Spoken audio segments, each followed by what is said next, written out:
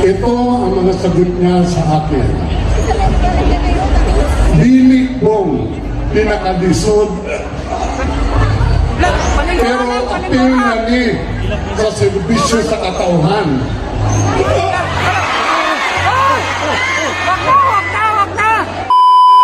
Baka sumayaw ako. Medyo dahan-dahan ang aking pananalita ngayon sapagkat kung sundin ko ang talumpati ni Atty. Abisado kanina, baka hindi ko matatapos ang aking speech.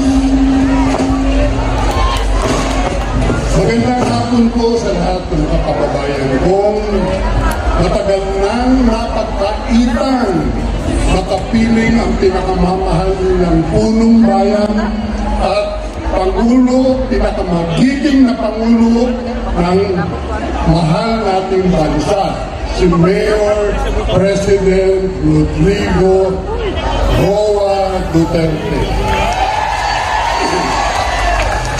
Ngayong araw na ito ay pinagdiriwang natin ang ika-81 kaarawan ni Mayor Duterte sa di kanais-nais o di kaaya-ayang sitwasyon.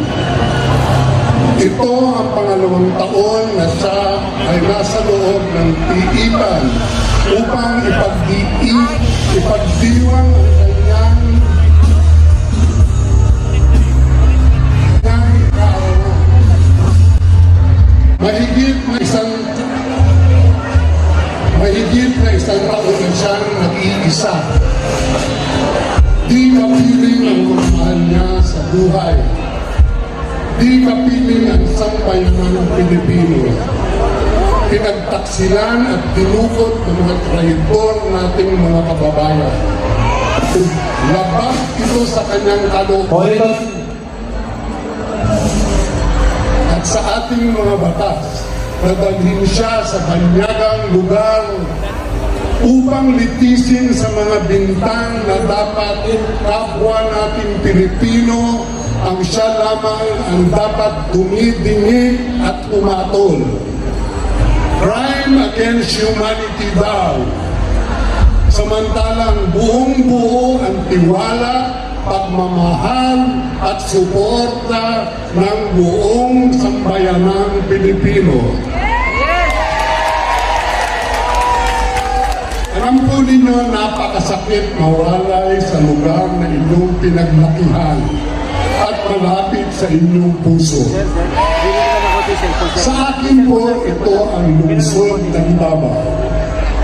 Nung ako po ay nasa murang edad pa lamang, ang aming pamilya ay pilit na lumipat sa ibang lugar upang ilayo ang mahal kong ama sa pagsubok sa politika. I always pleaded for my parents to allow me to stay in Davao City with my relatives. Ngunit hindi ako napagbigyan.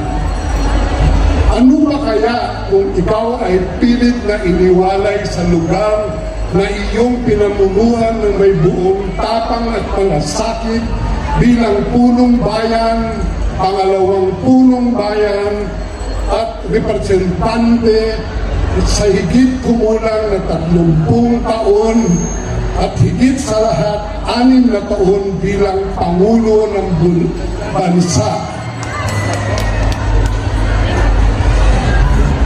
Noong pakikita namin sa loob ng kanyang piitan, tinanong ko siya kung ang pinagdaanan niyang panggigipit, pagtukot at pagtataksil ng mga Pilipinong traidor ay ang pinakamabigat niyang karanasan sa buong buhay. Ito ang mga sagot niya sa akin. Dili kong pinakalisod ang COVID.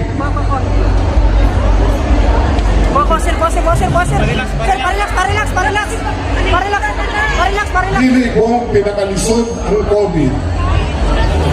Lalay lang, lalay. Palingkura lang. Dili kong pinakalisod ang COVID. Pero apil na ni sa serbisyo sa katauhan.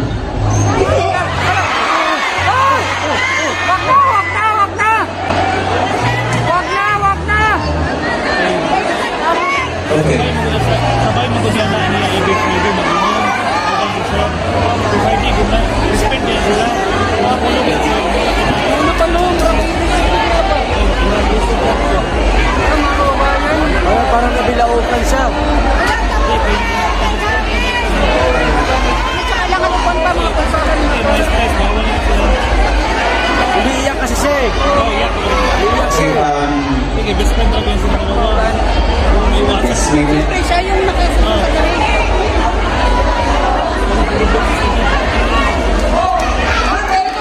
Medic, please. Medic. Medic, please. Ayaw tapo kayo, ayaw tapo Our kayo. representatives from Kainit. 911 or Ayaw tapo kayo para makakuha ng hangin.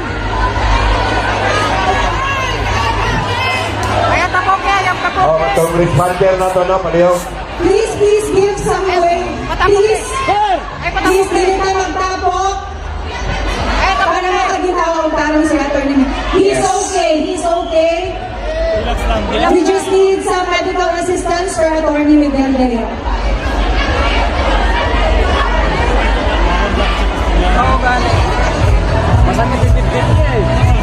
Thank you very much, ma'am. We have a volunteer. But to ensure the safety of Yes. Atty. Salvador Miguel De Leon, our medic team will intervene and will bring him to the closest medical facility. yes. Atty. Salvador Miguel De Leon, napakabigat po ng kanyang dinadala dahil sa nangyari kay Tatay Digong. Yes. So it is understood na talagang sometimes pag hindi natin kinakaya, talagang nag-give up yung katawan natin. But everything is fine. Thank God he is okay. Once again, pasalamatan po natin ang effort ni Atty. Miguel De Leon to come here. Kadole, ako, giban ko na ako bumasa sa speech ni Executive Secretary Bingkong Megadia. Dili natin speech ha. Okay, ayong hapon sa inyong tanan. Kanta mo sa kanta. Happy birthday, Digong. Happy birthday, Digong. Happy birthday, happy birthday. Manang, solo niyo.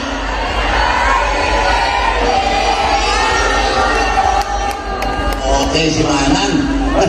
Murag sinora-honor.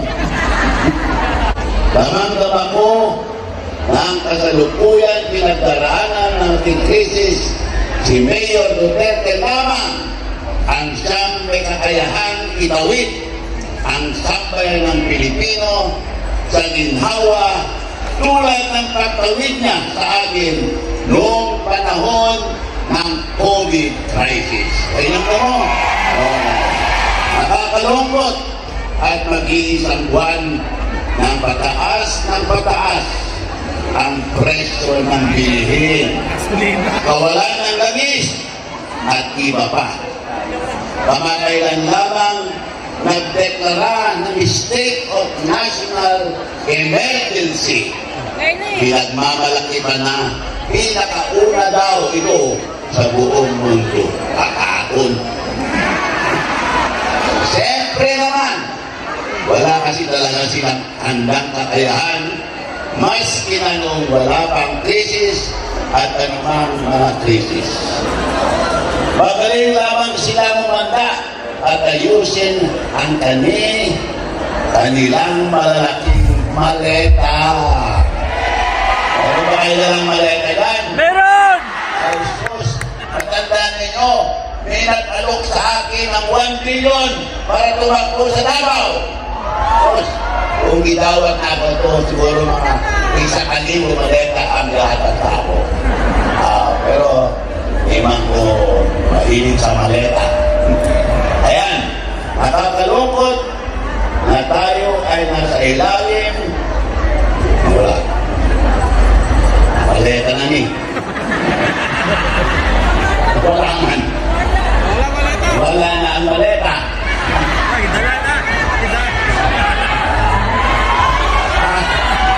Maleta. Wala man ang maleta. Saan?